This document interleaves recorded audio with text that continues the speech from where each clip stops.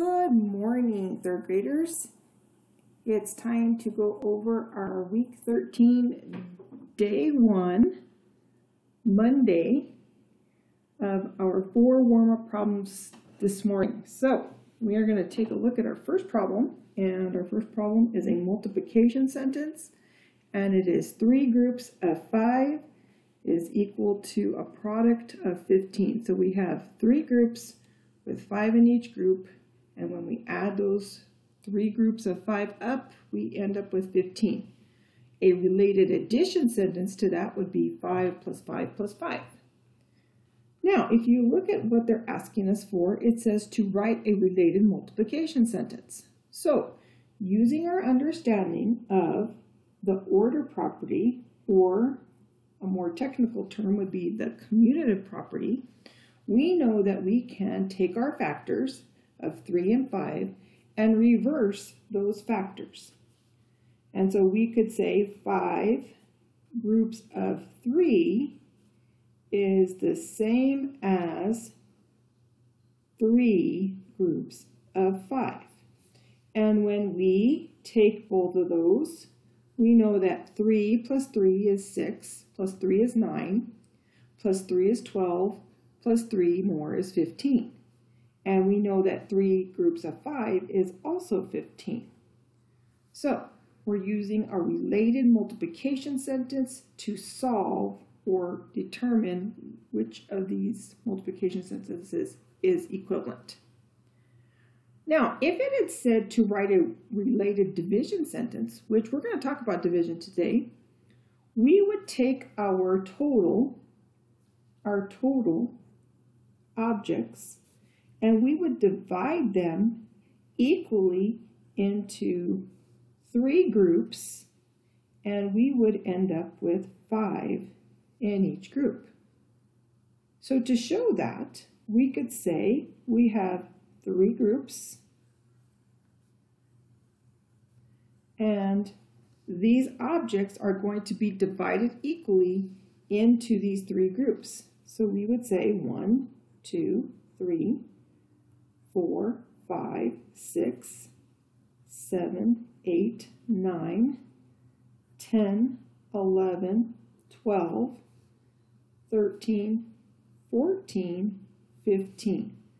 So we have 5 tally marks in each group. And that's probably look better if I had drawn 5 using the going across and making that 5 tally marks going across. So there are 5 in this group, there are 5 in this group, and there are 5 tally marks in this group, and so my quotient is the number of objects in each group. So just something to think about to start learning how to use our multiplication to relate it to division. Our next set of problems, I'm going to go ahead and go down to our multiplication facts here. And we know that 2 groups of 9 is the same as adding 9 plus 9. And if we know our doubles, when I double 9 and 9, I get 18 as my product. 9 groups of 2, we would add groups of 2, or we could skip count by 2s. Maybe we should do that instead. Let's see, we count by 2, 4, 6, 8, so that's 4 groups. 10 would be 5, 12 would be 6, 14 would be 7 groups of 2, 16 would be 8 groups of 2, and 9 groups of 2 would be 18. So using our understanding of counting by multiples of 2, our multiples of 2, once I get to the 9th multiple of 2, would be 18. And also you notice that these are factors that are switched. So we're actually looking at the commutative property here to go along with this. 8 groups of 2, we would just go back 1 group of 2 here to be able to say we have 8 groups of 2, or we could think about it this way as 2 groups of 8, and we know that when we double 8, we could get 16. So this is going to be 16 is our product. Real quickly, we're going to take a look at, we're doing a multiple of 10 times of another factor. So one of our factors is going to be a multiple of 10, and the other factor is going to be a single factor. So we have 2 groups of 20 or 20 groups of 2. Now, which would be easier to add? Well, if we use our understanding of the commutative property, we know that 2 groups of 20 would probably be much easier to solve for than counting by 2 20 times. So if I had 2 groups of 20, 20 and 20 is going to give me 40. 3 groups of 20, 3 groups of 20 would be 20 plus 20 plus 20, and 20 plus 20 is 40, which we already knew here. So really what we knew is it's 2 groups of 20 and then another group of 20, one more group of 20. That gives us 3 groups of 20, and that's going to give us 20, 40, 60. It's almost like counting by 2s, except we're counting by a group of 10 instead of a group of single 2s. So 20, 40, 60, and then if we know what 3 groups of 20 is going to be, we could just add another group of 20. So you could have, not multiplying, we're adding 20 plus 20. So it's like saying 2 times 20 and another 2 times 20. If we want to think about it using our distributive property, we could think about it that way. And we know that 2 groups of 20 is 40. 20 plus 20 is 40. 2 groups of 20. I have a horrible eraser today. 2 groups of 20 is 40. And another 2 groups of 20 is 40. And 40 and 40, if we know what 4 plus 4 is, we can know what 40 plus 40 is. And 4 plus 4 is 8. So if we're adding multiples of 10s, 40 plus 40 is 80. So 2 times 20, 2 times 20. This is 2 groups of 20. 20 plus 20 plus 20 plus 20. So now we're going to go back and take a look at our word problem here. It says Ross is reading a book that has 584 pages. So we know the total number of pages for this book. He read 171 pages on Saturday and 207 pages on Sunday. So we're taking out of this total, we're taking 171 pages to see what's left. And then we're going to take out another 207 pages from what's left of this 584 to give us, if he finished the book on Monday, how many pages did he read on Monday? So basically, we know 2 of the parts that he read. We're looking for the 3rd part that he read on Monday. So we are subtracting because we know our total. We know 2 of the parts.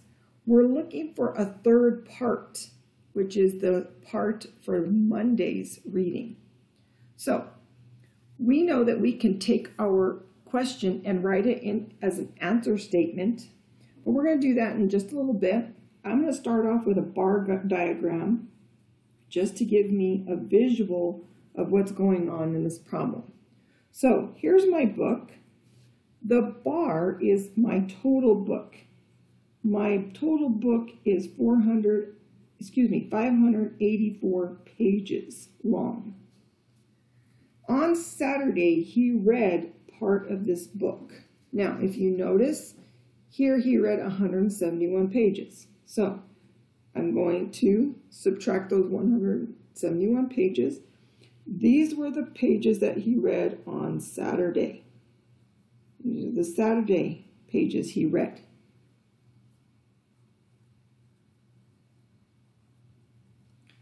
Okay, so we also know that he read on Sunday 271 more. So 207 on Sunday, that's what he read as far as pages go. 207 pages. We want to know how many did he read on Monday. So we're missing the Monday part of this book. So we want to take our 584 and subtract 171, find out how much he has left once he's read that number of pages, and then we're going to subtract another 207 from this to find how many pages were left for him to read on Monday.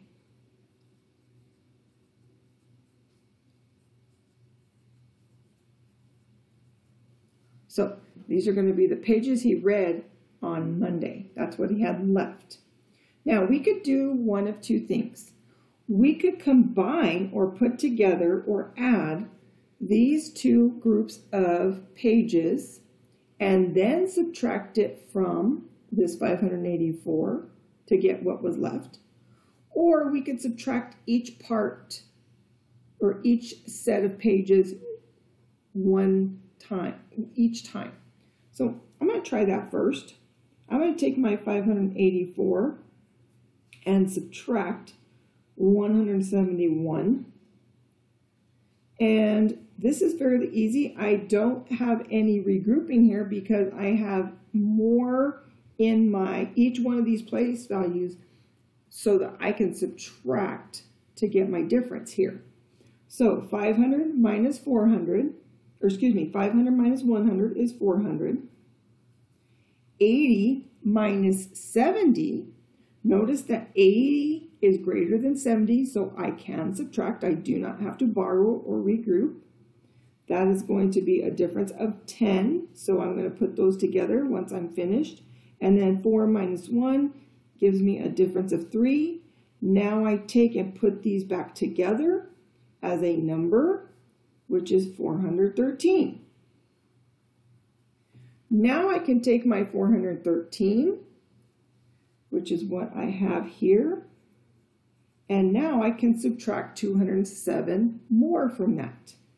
So if I take 207, 400 minus 200 is 200, and 13 minus 7. Now, I could regroup this but I really don't need to because I can take 13 and subtract 7, and that would give me 6. So 206 is my difference, and this is what's going to be left after I have subtracted both parts. So this is the missing part of my book for Monday. He's going to have read 206 pages.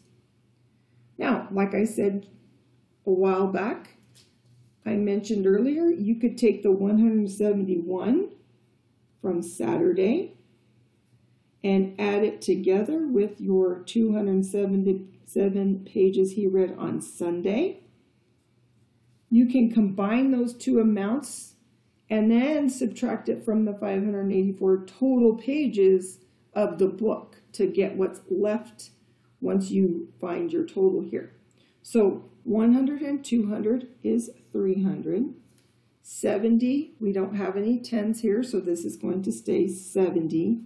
And 1 and 7, we can add those together. There won't be any, there won't be a regroup because 1 and 7 is less than 10, so we have 378.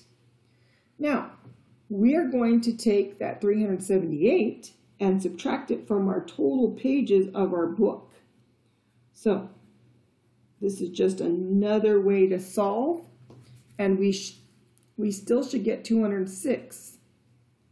So once we take that 584, we're going to subtract these pages that he read on Saturday and Sunday. This is Saturday and Sunday pages, and now we can solve.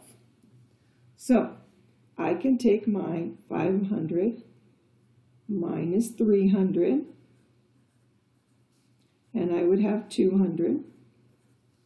I can take my 80 and subtract 70, and I do have enough to subtract, so that tells me I do not have to regroup, and that would give me 10 here.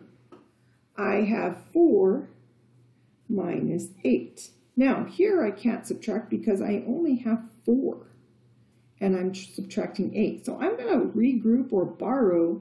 That leaves me with no 10s. And I'm going to regroup that 10 here, and this is now 14.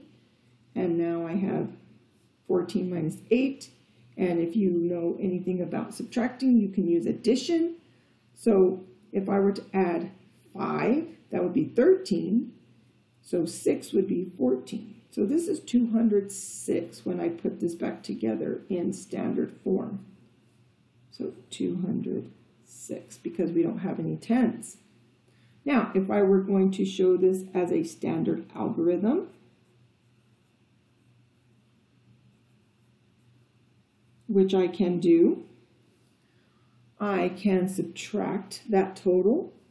I cannot subtract 8 from 4, so that tells me again I need to borrow a 10, and I regroup it here as 14, just like I did right here.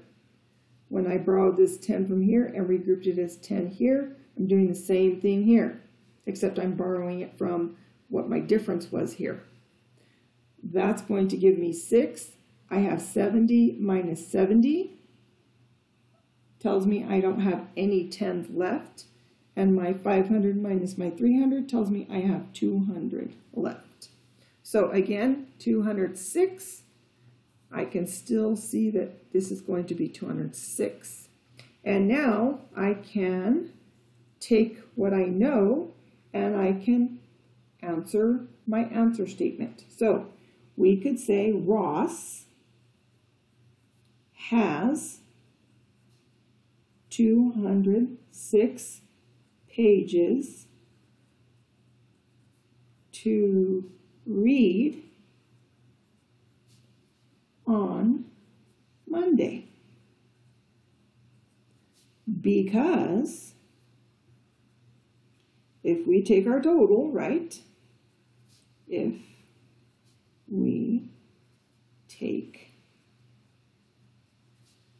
the total pages of 584 and subtract, and I'm going to go with the first strategy that I did and subtract 171 and subtract 171 pages. That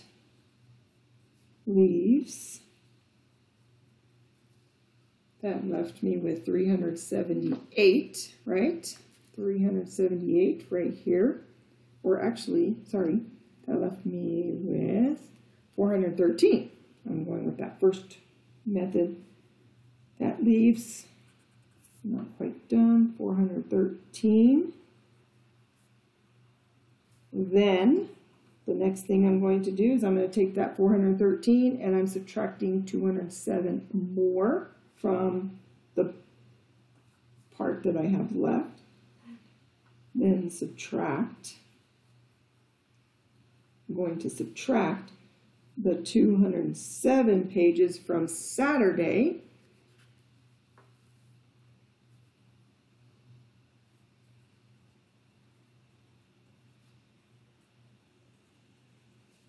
From 413 to give me to give me 206 pages for Monday.